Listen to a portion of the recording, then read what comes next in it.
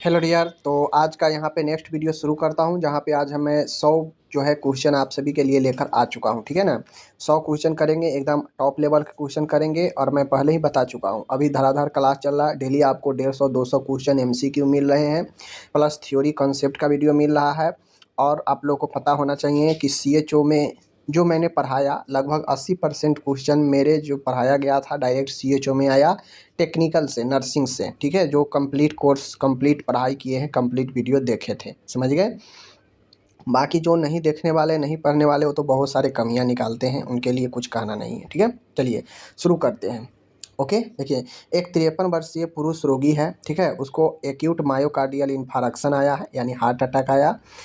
इनको आपातकालीन कक्ष में ले जाया जाता है। निम्नलिखित में से कौन सी दवा सबसे पहले इनको उपयोग में दिया जाएगा, समझ गए। तो एक 53 वर्षीय पुरुष व्यक्ति है, पुरुष मरीज है। उनको अचानक से मायोकार्डियल इन्फारक्शन यानी हार्ट अटैक आया और उनको इमरजेंसी में ले जाया जाता है। जहाँ पे फर्स्ट जो मेडिसिन होगा, कौन सा दिया जाता है, तो उनको दिया जाएगा एस्पिरिन सबसे पहले। ठीक है, चलिए आगे है। नेक्स्ट क्वेश्चन है, एंजाइना पेक्टोरिस के रोगी को एंटीजी नाइट्रोग्लिसरीन के संबंध में निम्नलिखित में से कौन सा निर्देश उचित है, समझ गए। यानी एंजाइना पेक्टोरिस रोगी को एंटीजी के संबंध में निम्नलिखित में से कौन सा निर्देश उचित है। ठीक है, इसे भोजन से पूर्व लेना चाहिए, 1 गिलास पानी के साथ ले, इसे अंबर रंग की बोतल में स्टोर में रखे तथा इसे सूर्य के प्रकाश से दूर रखे। ठीक है, उपयुक्त में से कोई नहीं। ठीक है ना। तो राइट आंसर कौन सा होगा, AC होगा। इसे अंबर की रंग की बोतल में स्टोर में रखे तथा इसे सूर्य के प्रकाश से दूर रखे। उचित दिशा निर्देश यही है, समझ गए। तो आगे बढ़ते हैं।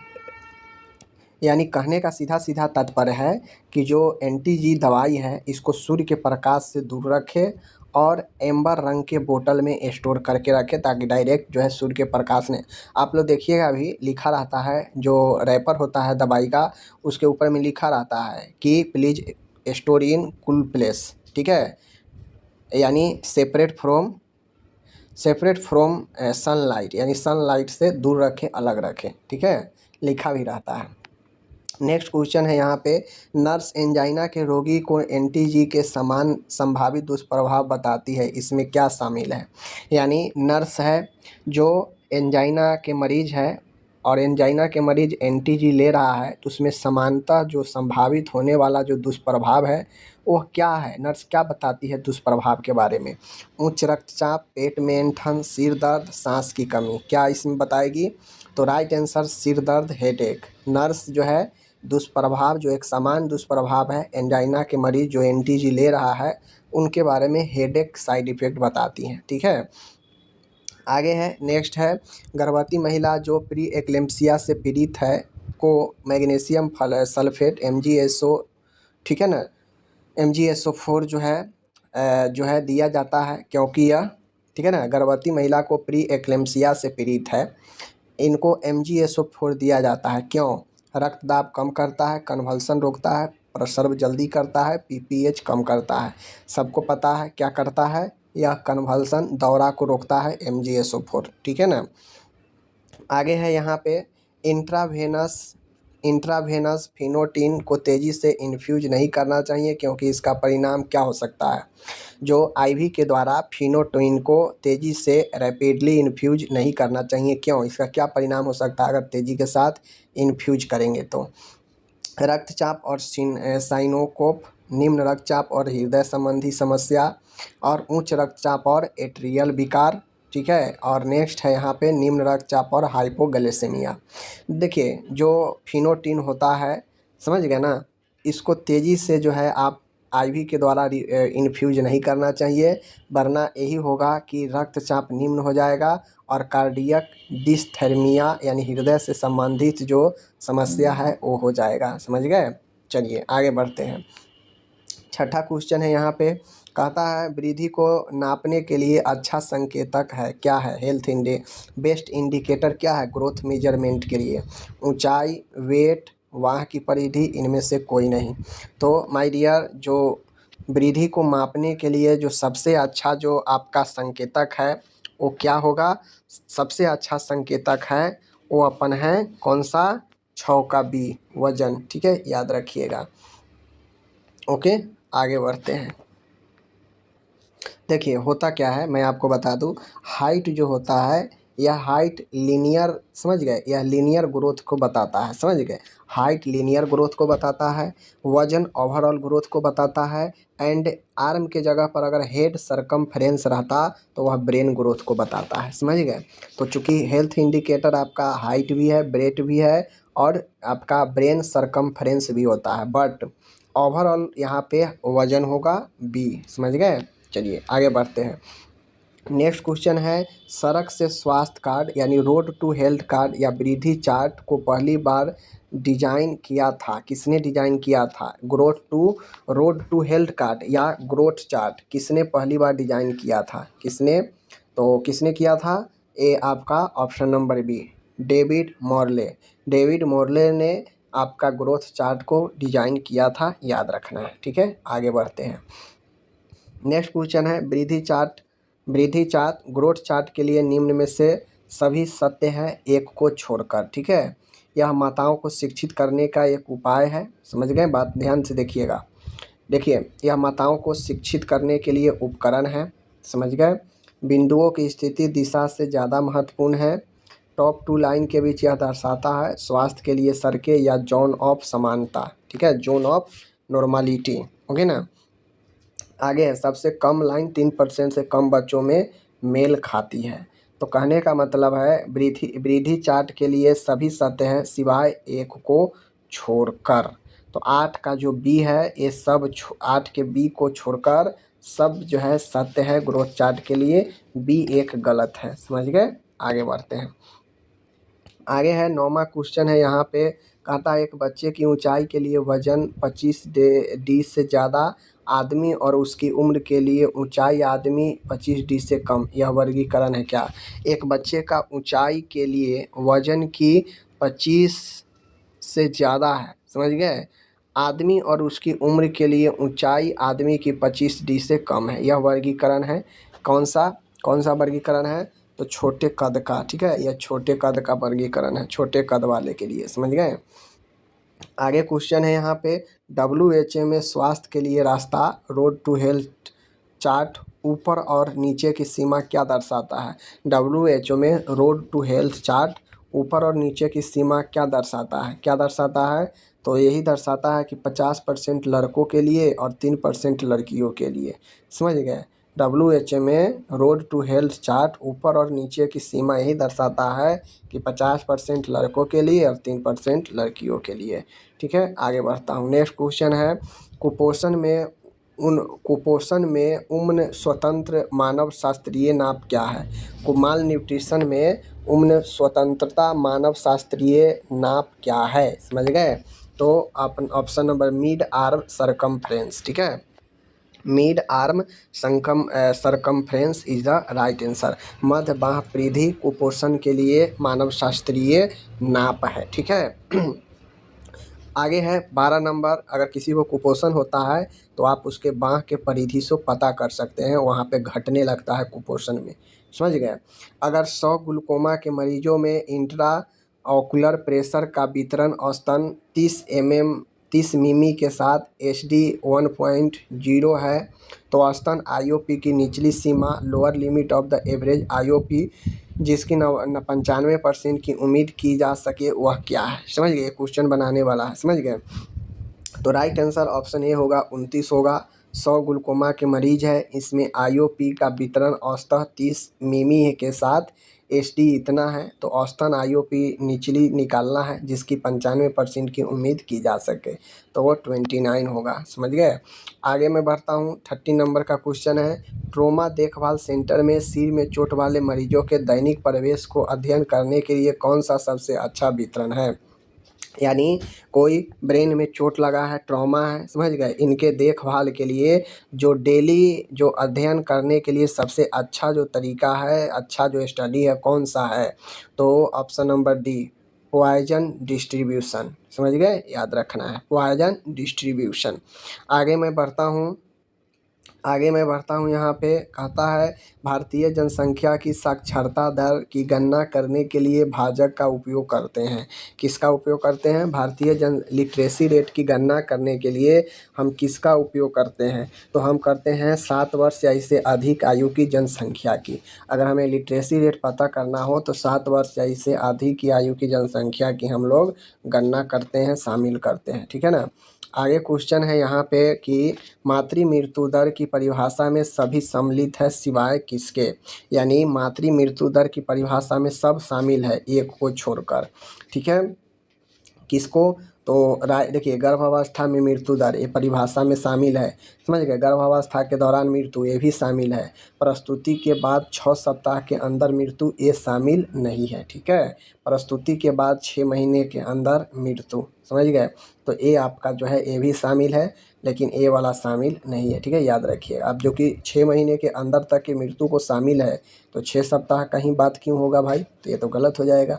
बात समझ रहे हैं ना। चलिए आगे बढ़ते हैं।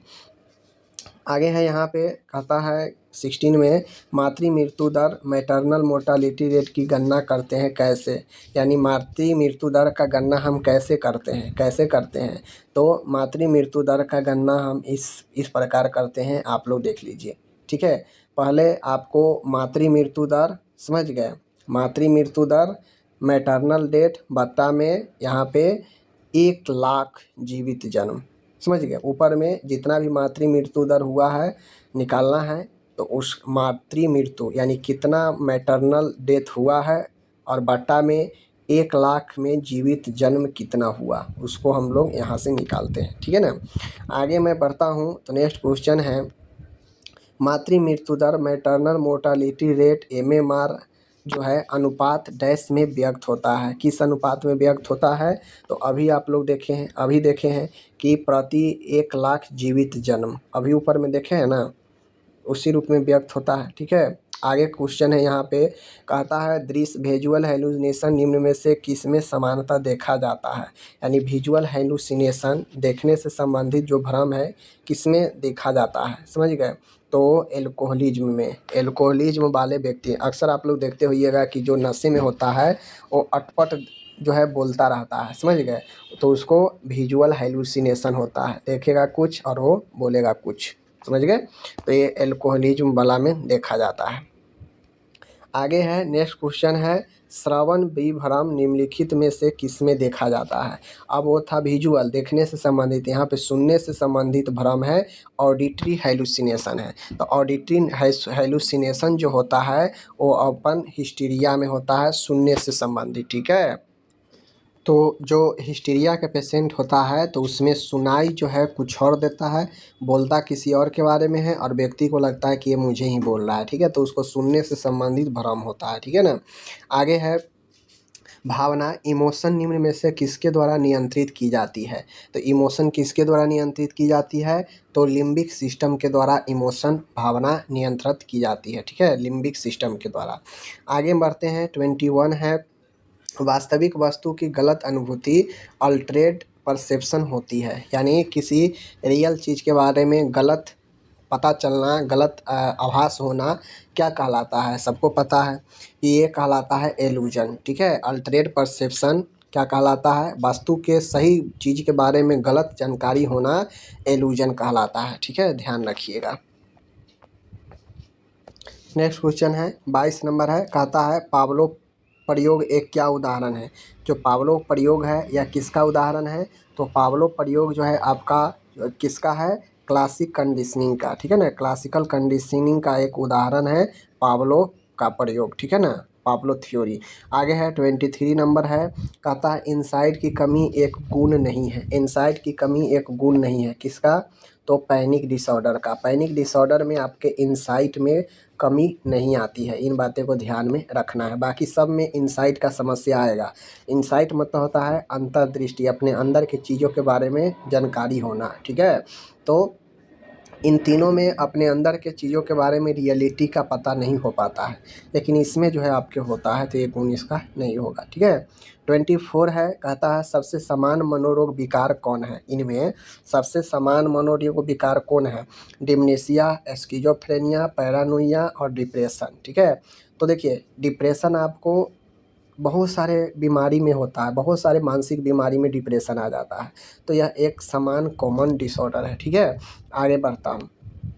25 है, साइकेट्रिक शब्द दिया गया किसके द्वारा? साइकेट्रिक शब्द किसके द्वारा दिया गया? तो क्रिश्चियन रील द्वारा, क्रिश्चियन रील द्वारा, ऑप्शन नंबर सी, ठीक है। आगे बढ़ता हूँ।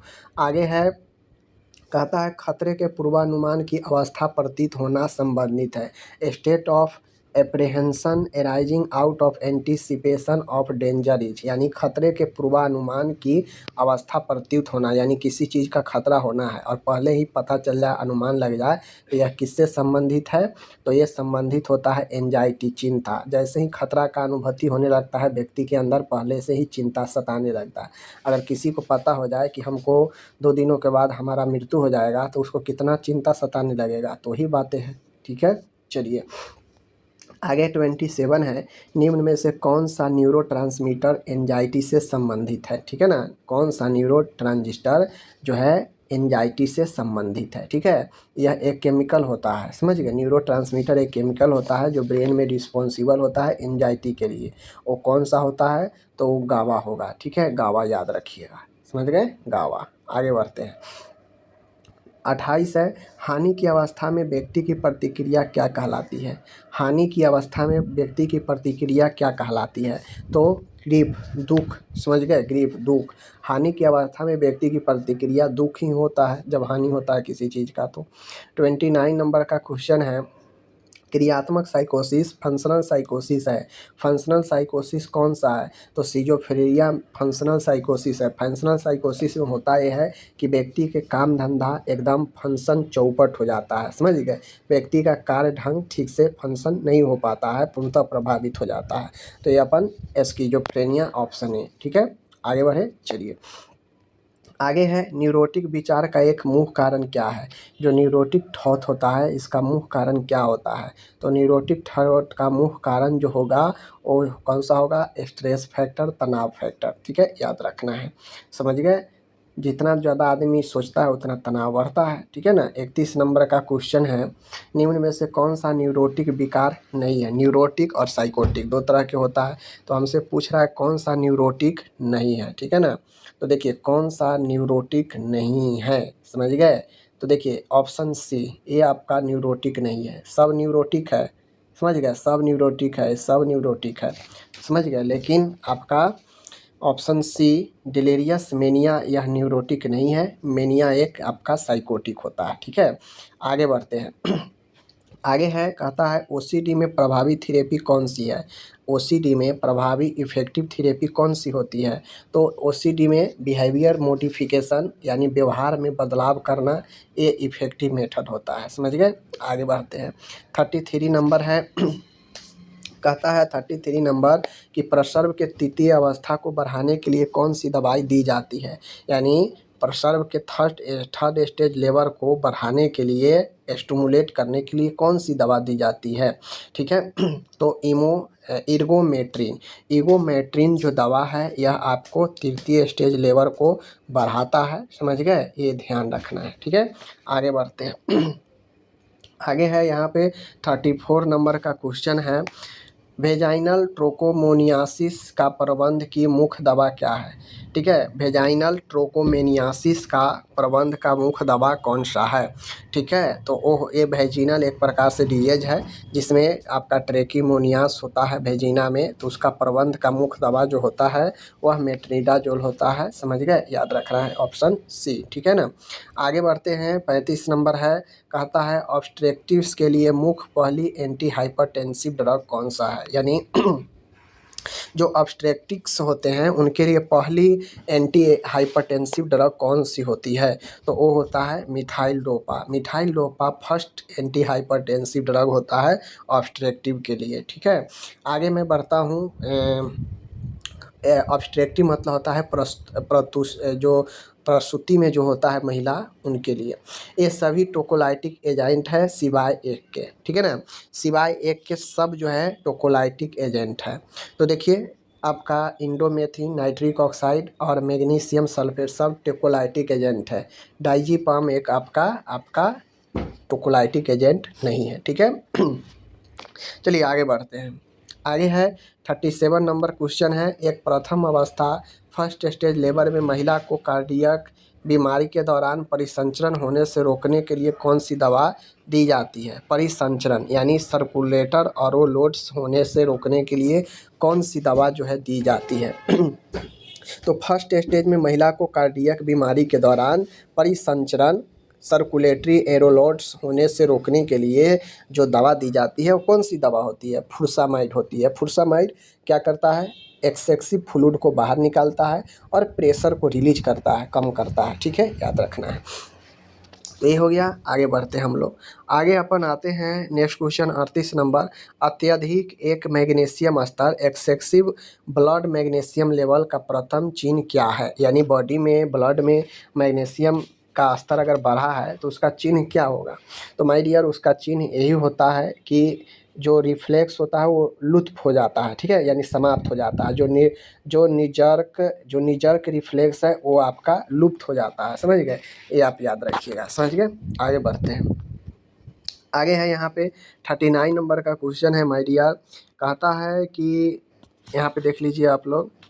नेक्स्ट है 39, वेजाइनल ट्रोकोमेनियास का अच्छा इलाज के साथ है क्या है। देखिए यहाँ पे कहता है कि वेजाइनल ट्रोकोमेनियास का अच्छा इलाज बेस्ट ट्रीटेड किसके साथ है, किसके साथ बेस्ट ट्रीटेड होगा, समझ गया ना।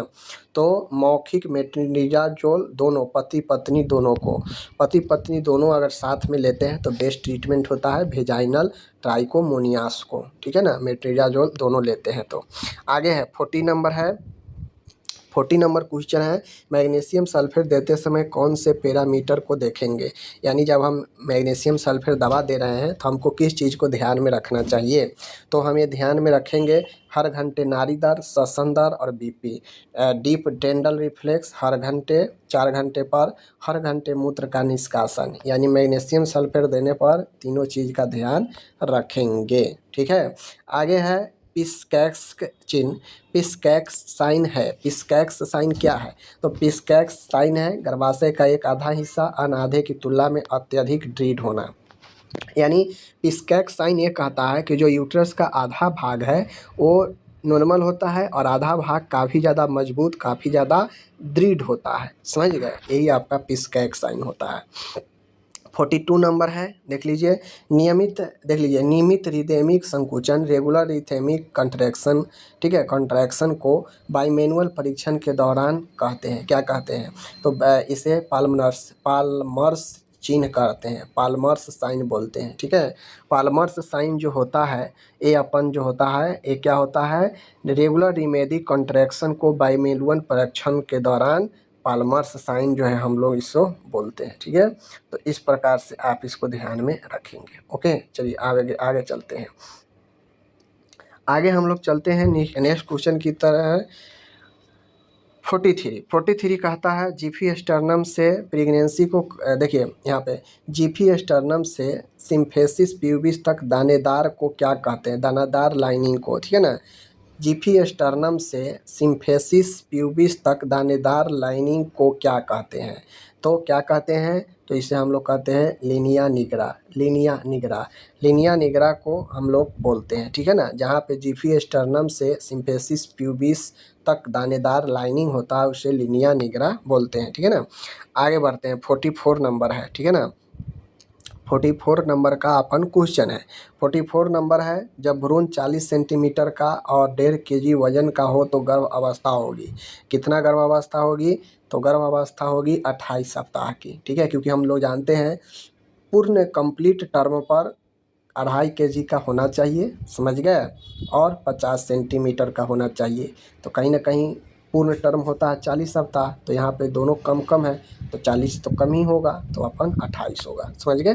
चलिए आगे बढ़ते हैं। 45 है, वे कौन सी मांसपेशी मसल्स है जो पेरिनियम और इक्सियल ट्यूबरोस्टिक को खींचती है। वे कौन सी मांसपेशी है जो पेरिनियम और इचियल ट्यूबरोसिटी को खींचती है, ठीक है ना, खींचती है, समझ गए। तो वो अपन है इचियोकेवोनोरोस, इचियोकेवोनोरोस, इचियोकेवोन्यूरोरस, याद रखिएगा ये, ठीक है ना, इचियोकेवोनोरस। आगे बढ़ते हैं। आगे है 46 नंबर का क्वेश्चन है। 46 है 12 सप्ताह की गर्भावस्था में सबसे सुरक्षित टर्मिनेशन ऑफ प्रेगनेंसी एमटीपी की विधि क्या है।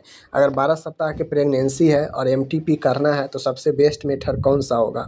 तो सबसे जो बेस्ट मेथड होगा सक्शन इवैल्यूएशन, ठीक है ना, सक्शन इवैक्यूएशन, सक्शन इवैक्यूएशन, ठीक है।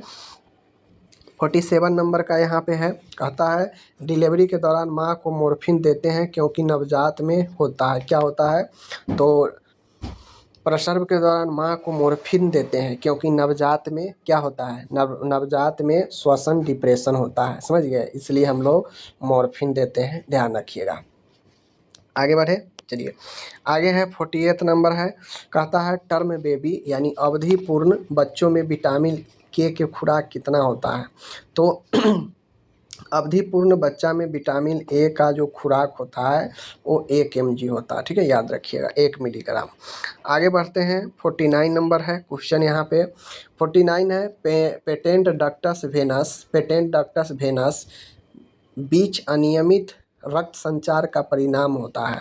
पेटेंट डक्टस वेनस के बीच अनियमित रक्त संचार का परिणाम क्या होता है। परिणाम यही होता है कि जो बाई अम्बिलिकल वेन है और जो इन्फीरियर वेना केवा है, यहीं पे इन दोनों के बीच जो अनियमित रक्त का संचार है, यही पेंडेक्ट डक्टस वेनस जो है ये किसका परिणाम है। तो ये बाई अम्बिलिकल वेन और इन्फीरियर वेना केवा के बीच जो अनियमित रक्त संचार है, इसका परिणाम पेटेंट डक्टस वेनस होता है, ठीक है, याद रखना है।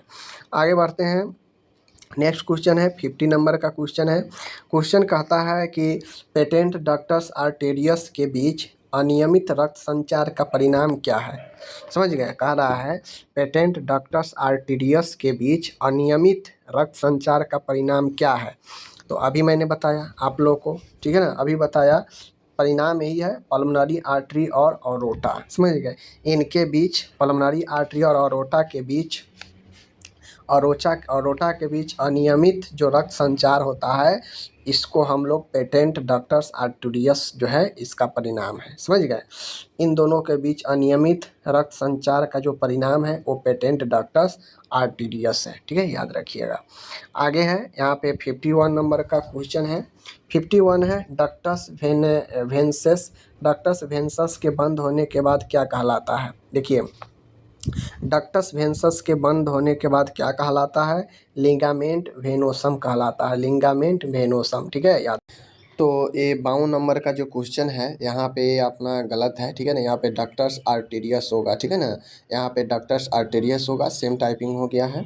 डक्टस आर्टेरियस के बंद होने को हम लोग जो कहते हैं वह क्या कहते हैं, लिगामेंटम आर्टियोसम, ठीक है, लिगामेंटम आर्टिसियोम, ठीक है, लिगामेंट आर्ट्रियोसम, लिगामेंट आर्ट्रियोसम, याद रखिएगा, ठीक है, यहाँ पे डक्टस आर्टेरियस होगा। आगे बढ़ते हैं, नेक्स्ट क्वेश्चन है फोरामेन ओवली बंद होने को क्या कहते हैं। तो फोरामेन ओवली को बंद होने को हम लोग क्या कहते हैं, आप लोग कमेंट करके बताइए, एक क्वेश्चन मैं कई बार करा चुका हूँ, ठीक है। चलिए आगे बढ़ते हैं। उसके बाद यहाँ पे नेक्स्ट क्वेश्चन है 54 है कि बढ़े हुए इंट्राक्रेनियल प्रेशर आईसीपी के चिन्ह एवं लक्षणों में सम्मिलित क्या है, ठीक है ना, बढ़े हुए इंट्राक्रेनियल प्रेशर के चिन्ह एवं लक्षणों में सम्मिलित है, ठीक है ना। आईसीपी बढ़ने के चिन्ह लक्षण क्या होते हैं। तो आईसीपी बढ़ने के चिन्ह लक्षण ये होता है कि बल्जिंग फोंटले, सिर दर्द, उल्टी, तीनों होगा, ठीक है ना, याद रखिएगा। आगे बढ़ते हैं 55 है कम्युनिकेटिंग हाइड्रोसेफलस के सबसे सामान्य कारण क्या है। हाइड्रोसिफलस जानते हैं, सिर में मस्तिष्क में जल भरना, ठीक है। तो कम्युनिकेटिंग हाइड्रोसिफलस के सबसे सामान्य कारणों में से एक कौन सा है। तो सबसे सामान्य कारण है बैक्टीरियल मेनिंजाइटिस, ठीक है, कम्युनिकेटिंग पूछ रहा है, संचारित, तो ये बैक्टीरियल मेनिंजाइटिस होता है, ओके। 56 नंबर क्वेश्चन है एक बच्चे में वेंट्रिकुलर शंट मालफंक्शन के आरंभिक चिन्ह क्या है। एक बच्चे में वेंट्रिकुलर शंट मालफंक्शन के आरंभिक चिन्ह क्या है। आरंभिक चिन्ह क्या है? तो आरंभिक चिन्ह यही है कि एक टेंस, फोंटेनेल, उल्टी और बेचैन। समझ गए? जैसे ही वेंट्रिकुलर शंट अगर फंक्शन माल फंक्शन होता है तो उसमें टेंस होगा, तनाव होगा, फोंटली में उल्टी होगा और बेचैन होगा। समझ गए? ध्यान रखिएगा। शंट कहाँ पे किया जाता है? आप लोग को पता है, हाइड्रोसिफिलस जब होता है तो उसमें शंट किया जाता है। ब्रेन का जो एक्सेस पानी है उसको जो है बाईपास करके पेट के रास्ता में निकाला जाता है, पता होना चाहिए। ठीक है, आगे हम लोग बढ़ते हैं। 57 है, इनमें सभी लक्षण हाइपरथायराइज्म के हैं सिवाय, मतलब इनमें सब लक्षण हाइपरथायराइज्म के हैं सिवाय, मतलब किसको? एक को छोड़कर। ठीक है ना? तो देखिए राइट आंसर जो होगा वो होगा ब्रेडिकार्डिया। ब्रेडिकार्डिया जो होता है हाइपोथायराइज्म के लक्षण होता है, समझ लीजिए। जब जैसे ही किसी को थायराइड का समस्या होता है तो हाइपोथायराइज्म वाले मरीज को ब्रेडिकार्डिया होता है, लेकिन यहाँ पे हाइपोथायराइज्म है। तो हाइपोथायराइज्म में जो है T3 T4 की मात्रा उच्च होगा, हाई मेटाबॉलिक रेट होगा, हाथ में कंपी होगा, ये सब तीनों सही है, लेकिन ब्रेडिकार्डिया गलत है। ठीक है, यहाँ पे टेकीकार्डिया होगा।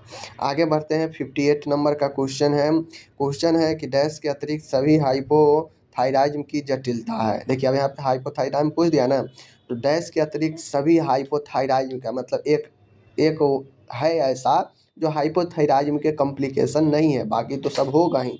तो देखिए कोगुलोपैथी पहला, ठीक है, ए देख लीजिए यहाँ पे SIADH, ठीक है, पेशियों की कमजोरी, हाइपोकैलेमिया। तो यहाँ पे देखिए 58 का जो बी है, बी इसका राइट आंसर होगा। ठीक है, डैश के अतिरिक्त सभी हाइपोथायराइज्म की जटिलता है, यानी SAIDH जो है आपका, यह जटिलता नहीं है, बाकी ये सब जटिलता है हाइपोथायराइज्म का। ठीक है, चलिए 59 है, बच्चों में टाइप 1 डायबिटीज आमतौर पर किससे जो है संबंधित है? मोटापा से, सीलियक रोग से, ठीक है, या फिर डाउन सिंड्रोम से, या हाइपोथायराइज्म से? तो टाइप 1 डायबिटीज जो है किससे संबंधित है? तो वो होगा हाइपोथायराइज्म से। ठीक है, याद रखिएगा, हाइपोथायराइज्म से। बच्चों में टाइप 1 डायबिटीज आमतौर पर किससे संबंधित है? तो हाइपोथायराइज्म से। क्वेश्चन है कि निम्नलिखित में से कौन सी भारतीय स्वास्थ्य देखभाल मान्यता देने वाली संस्थान है? मतलब भारतीय स्वास्थ्य देखभाल की मान्यता देने वाले संस्थान कौन सा है, हमसे ये पूछ रहा है। तो वो अपन है NABH से एफिलेटेड हॉस्पिटल जो होता है वह स्वास्थ्य देखभाल के मान्यता देने वाला NABH जो है आपका एक संस्थान है, जो देखता है कि हॉस्पिटल मानक को पूरा कर रहा है या नहीं कर रहा है, तब जाके ये मान्यता देता है। ठीक है ना, इसको कहते हैं national accreditation board for hospital and health care providers. ठीक है, चलिए देखते होइएगा, अस्पताल समय लिखा होता है NABH से मान्यता प्राप्त। ठीक है, ये भारत सरकार की संस्थान है।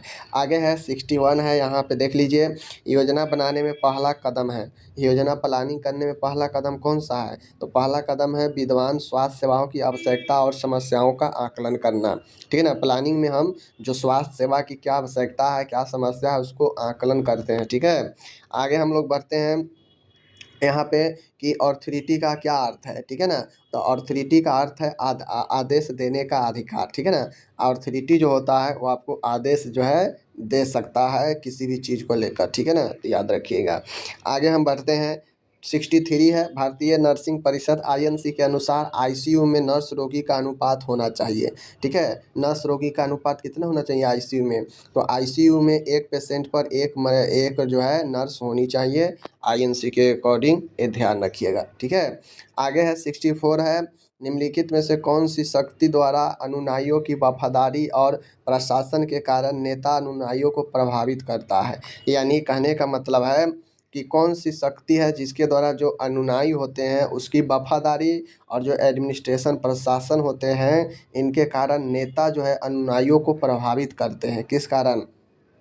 ये सब एडमिनिस्ट्रेशन का क्वेश्चन है। तो ये होता है रिफरेंट पावर, सांकेतिक पावर। ठीक है ना, सांकेतिक पावर। ओके, आगे बढ़ते हैं। आगे क्वेश्चन है 65 नंबर है, देख लीजिए यहाँ पे क्या कहता है, वार्ड की नर्स इंचार्ज कहती है कि मेरे स्टाफ ने सही समय पर सही चीज़ की है। यह किस प्रकार का वाक्य है? यानी वार्ड में इंचार्ज होता है, इंचार्ज के अंदर आपके जो है नर्सेज होती है। तो ठीक है ना। तो इंचार्ज कह रही है कि मेरे स्टाफ सही समय पर सही चीज़ की है, या किस प्रकार का वाक्य है। ठीक है, तो ये अपन ऑप्शन सी है असर्टिव यानी सकारात्मक वाक्य है कि वो अपने कर्मचारी को सपोर्ट कर रही है, ये सकारात्मक वाक्य है। ठीक है, चलिए आगे बढ़ते हैं।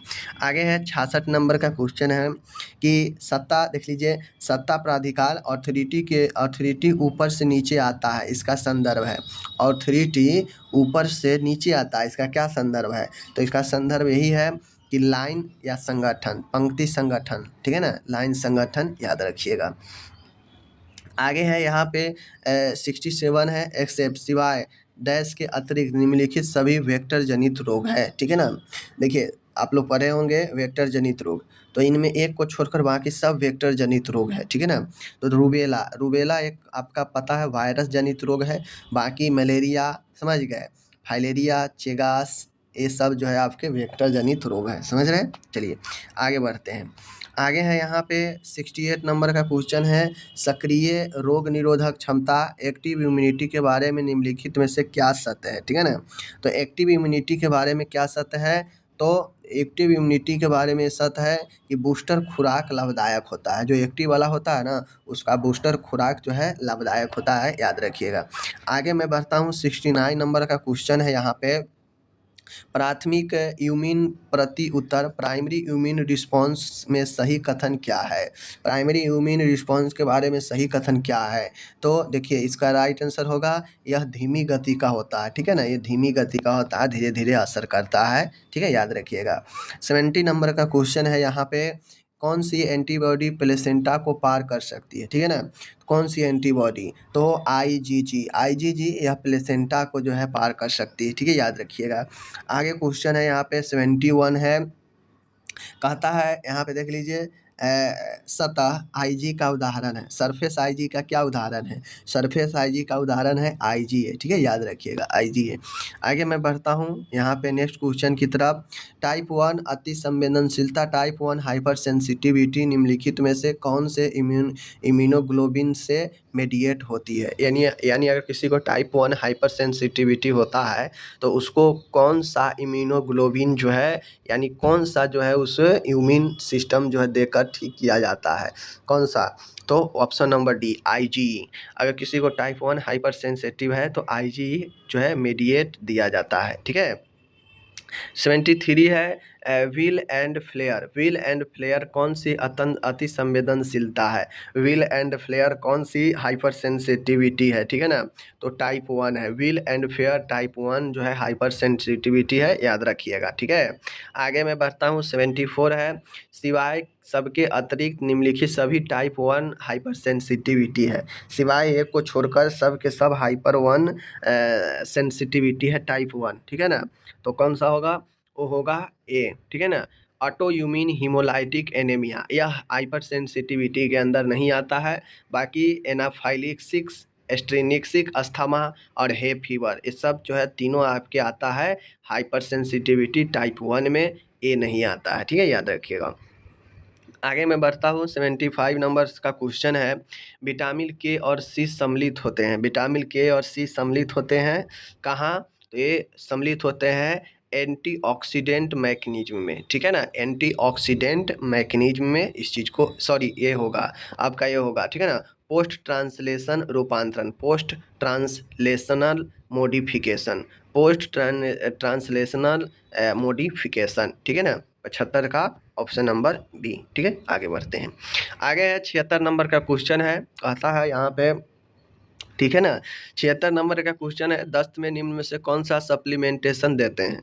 ठीक है ना, दस्त में कौन सा जो है सप्लीमेंटेशन देते हैं? तो जिंक देते हैं, याद रखिएगा। ठीक है, आगे बढ़ते हैं। आगे है 77 नंबर का क्वेश्चन है, विल्सन डिजीज में कॉपर जमा हो जाता है। विल्सन डिजीज में कॉपर कहाँ जमा हो जाता है? सिवाय एक को छोड़कर। ठीक है ना, एक को छोड़कर विल्सन रोग में कॉपर कहाँ जमा हो जाता है? तो एस्पिरिन को छोड़कर बाकी तीनों में जमा हो जाता है। ठीक है, याद रखिएगा, लिवर, आई, ब्रेन सब में। ठीक है ना, चलिए आगे बढ़ते हैं। 78 नंबर का क्वेश्चन है यहाँ पे कि फेरिटिन आयरन की स्टोरेज फॉर्म डैश का संचय निम्न में से शरीर के किस भाग में होता है एक्सेप्ट छोड़कर। देखिए फेरिक आयरन है, इसका स्टोरेज जो होता है कहाँ पे होता है, शरीर के किस भाग में होता है, एक को छोड़कर, इनमें से एक को छोड़कर सब में होगा संचय, ठीक है ना, स्टोरेज। तो क्या होगा, तो राइट आंसर होगा डी, हीमोग्लोबिन में छोड़कर इन सब में जो है आपके फेरिक आयरन का जो है स्टोरेज होता है, ठीक है, याद रखिएगा। आगे मैं बढ़ता हूँ, यहाँ पे 79 नंबर है, स्लेवरी एमाइलेज की क्रिया का इंड प्रोडक्ट क्या है, मतलब स्लेवरी एमाइलेज क्रिया का अंतिम उत्पाद क्या है, ठीक है, याद रखिएगा। तो अंतिम उत्पाद माल्टोज है, स्लेवरी एमाइलेज का अंतिम उत्पाद माल्टोज है, इस चीज़ को याद करके रखिए। आगे मैं बढ़ता हूँ, 80 नंबर का क्वेश्चन है, पेंटोज फॉस्फेट पाथवे उत्पन्न करता है, पेंटोज फॉस्फेट पाथवे उत्पन्न करता है, क्या उत्पन्न करता है, उत्पन्न करता है NADPH, NADPH, NADPH याद रखिएगा, ठीक है। देख लीजिए ग्लाइकोलाइसिस कहाँ होता है, ग्लाइकोलाइसिस कहाँ होता है, तो साइटोसोल में, साइटोसोल में ग्लाइकोलाइसिस होता है, ग्लाइकोलाइसिस कहाँ होता है, साइटोसोल में, ठीक है। आगे बढ़ते हैं, 82 नंबर है, कहता है G6PD का फुल फॉर्म है, G6PD का फुल फॉर्म क्या है, G6PD का फुल फॉर्म क्या है, ठीक है ना, तो इसका फुल फॉर्म है ग्लूकोज 6 फॉस्फोट डिहाइड्रेजिस, ठीक है ना, ग्लूकोज 6 फॉस्फोट डिहाइड्रेजिस, ठीक है, याद रखिएगा, ऑप्शन नंबर बी। आगे मैं बढ़ता हूँ, यहाँ पे 82 हो गया, 83 है, नेटवर्क बनाने की कला और विज्ञान को क्या कहा जाता है, तो नेटवर्क बनाने के कला और विज्ञान को नेटवर्किंग कहा जाता है, याद रखना है, ठीक है। आगे है 84 है, कंप्यूटर जो नेटवर्क को संसाधन प्रदान करता है उसे क्या कहते हैं, कंप्यूटर जो नेटवर्क को विभिन्न संसाधन प्रदान करता है उसे क्या कहते हैं, तो उससे सर्वर कहते हैं, ठीक है, याद रखिएगा, क्या कहते हैं, सर्वर कहते हैं।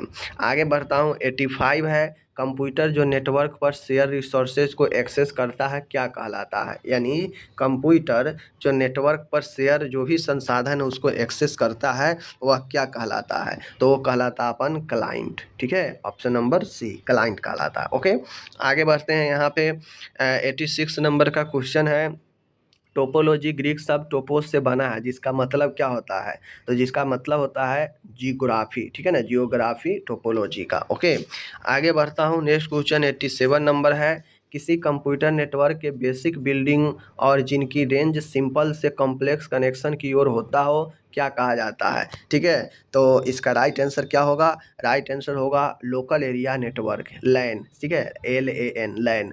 लैन जो होता है यह बेसिक बिल्डिंग होता है जिसका रेंज सिंपल से कॉम्प्लेक्स कनेक्शन तक होता है, ये लोकल एरिया नेटवर्क होता है, समझ गए।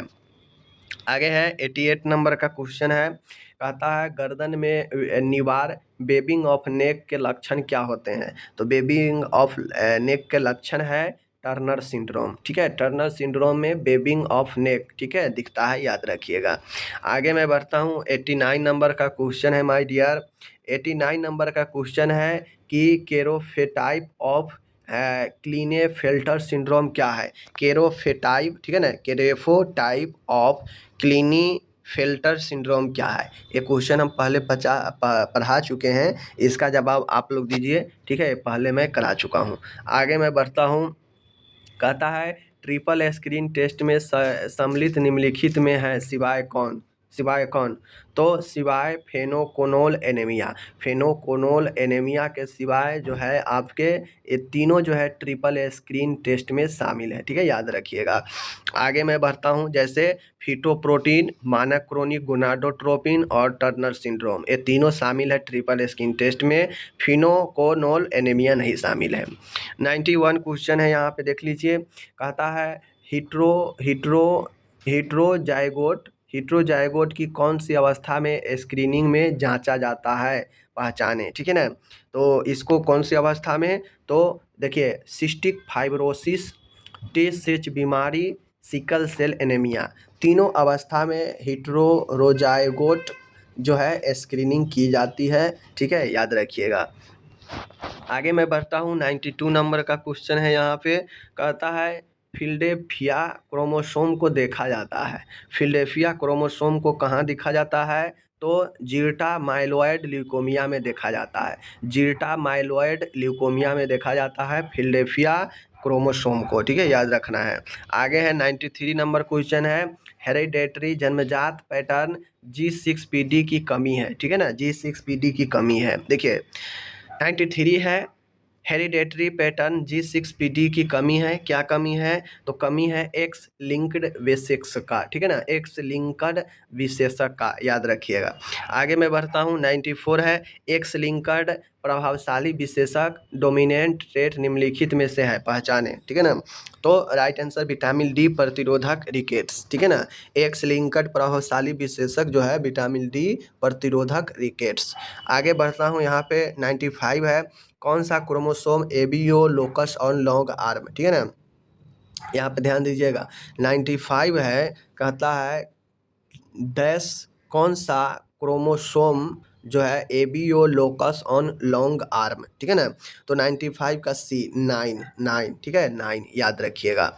आगे मैं बढ़ता हूँ, 96 नंबर का क्वेश्चन है, यहाँ पे कहता है एक वयस्क में साधारण अवस्था में टाइडल आयतन कितना होता है, ठीक है ना। तो 96 का बी 500 याद रखिएगा, 500 ml। ओके, 97 है, एक वयस्क में श्वास नली की लंबाई कितनी होती है?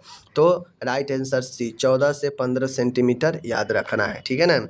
आगे मैं बढ़ता हूँ, यहाँ पे 98 नंबर का क्वेश्चन है, कहता है कि श्वास नली में किस स्तर पर विभाजन होता है, ठीक है ना, जो सांस नली है इसमें किस स्तर पर विभाजन होता है? तो विभाजन अपन सी T4 T5 पर होता है, ठीक है ना, जो विभाजन होता है। आगे है यहाँ पे 99 है, इनमें सभी मांसपेशियों का उपयोग श्वसन में होता है सिवाय किसके? एक को छोड़कर सबका उपयोग श्वसन में होता है। तो देखिए डायफ्राम भी होता है, इंटरनल और आउटर इंट्राकोस्टल पेशी भी होता है, लेकिन ये जो आपका स्टेरोनोक्लोडोमास्टाइड जो पेशिया है इसका उपयोग नहीं होता है, याद रखिएगा, ठीक है। एंड आज का लास्ट है 100 का, अंदरूनी intercostal facie internal intercostal muscles के तनाव रहित होने को ध्येय है, यानी क्या है, ठीक है ना। तो ऑप्शन नंबर सांस लेना, सांस लेते हैं तो जो इंटरनल इंटरकोस्टल मसल्स है ये तनाव रहित होता है, ठीक है, तो ये सांस लेना ऑप्शन ए। तो इस प्रकार से 100 क्वेश्चन हो गया। आप क्या कहना है कमेंट करके जरूर बताएं, ठीक है, धन्यवाद।